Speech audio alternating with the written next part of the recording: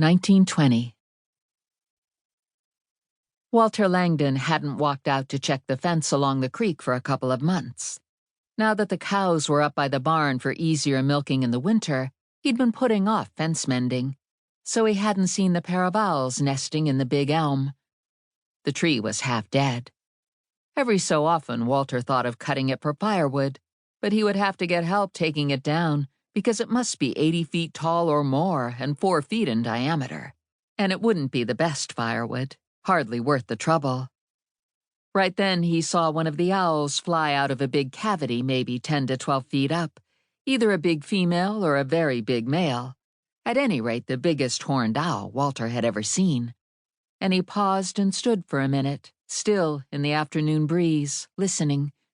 But there was nothing. He saw why in a moment. The owl floated out for maybe 20 yards, dropped toward the snowy pasture.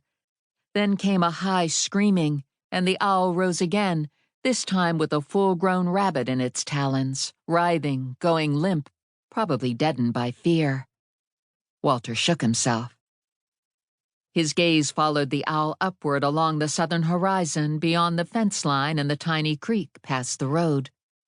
Other than the big elm and 2 smaller ones, nothing broke the view. Vast snow faded into vast cloud cover. He could just see the weather vane and the tip of the cupola on Harold Gruber's barn, more than half a mile to the south. The enormous owl gave the whole scene focus and woke him up. A rabbit, even a screaming rabbit? That was one less rabbit after his oat plants this spring. The world was full of rabbits, not so full of owls, especially owls like this one, huge and silent.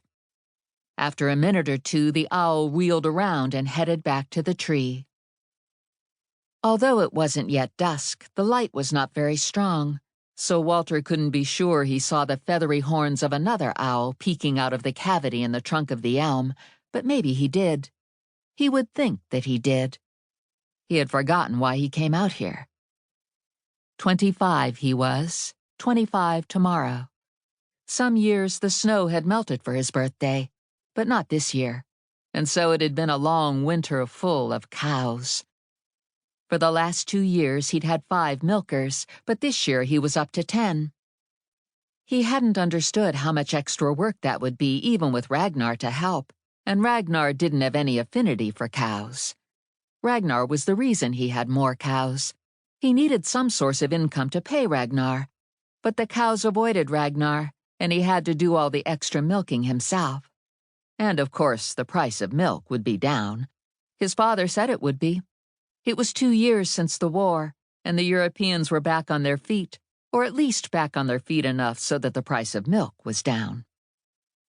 Walter walked away from this depressing thought. The funny thing was that when he told his father that he broke even this year, expecting his father to shake his head again and tell him he was crazy to buy the farm when land prices were so high, his father had patted him on the back and congratulated him. Did breaking even include paying interest on the debt? Walter nodded. "Good year, then," said his father.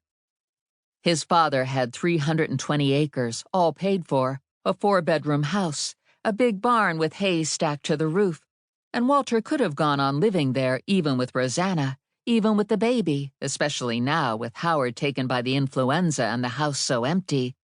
But his father would have walked into his room day and night without knocking, bursting with another thing that Walter had to know or do or remember or finish. His father was strict and liked things just so. He even oversaw Walter's mother's cooking, and always had. Rosanna hadn't complained about living with his parents. It was all Walter wanting his own place, all Walter looking at the little farmhouse. You could practically see through the walls, they were so thin. All Walter walking the fields and thinking that bottom land made up for the house, and the fields were rectangular, no difficult plowing or strange wasted angles. It was all Walter, and so he had no one to blame but himself for this sense of panic that he was trying to walk away from on the day before his birthday. Did he know a single fellow his age with a farm of his own? Not one, at least not around here. When you looked at Rosanna, You didn't think she'd been raised on a farm, had farms all through her background, even in Germany. She was blonde, but slender and perfectly graceful. And when she praised the baby's beauty, she did so without seeming to realize that it reproduced her own. Walter had seen that in some lines of cows. The calves looked stamped out by a cookie cutter, and even the way they turned their heads or kicked their hind feet into the air was the same as last year's calf and the one before that. Walter's family was a bastard mix, as his grandfather would say. Langdons, but with some of those long-headed ones from the borders with red hair, and then some of those dark-haired Irish from Wexford that were supposed to trace back to the sailors from the Spanish Armada, and some tall, balding ones who always needed glasses from around Glasgow. His mother's side leavened all of these with her Wessex ancestry. The chicks and the cheeks, she'd always said. But you couldn't tell that Walter's relatives were related the way you could with Rosanna's. Even so, of all Rosanna's aunts and uncles and cousins, the Augsburgers and the Vogels, Rosanna was the most beautiful, and that was why he had set his heart upon winning her when he came home from the war and finally really noticed her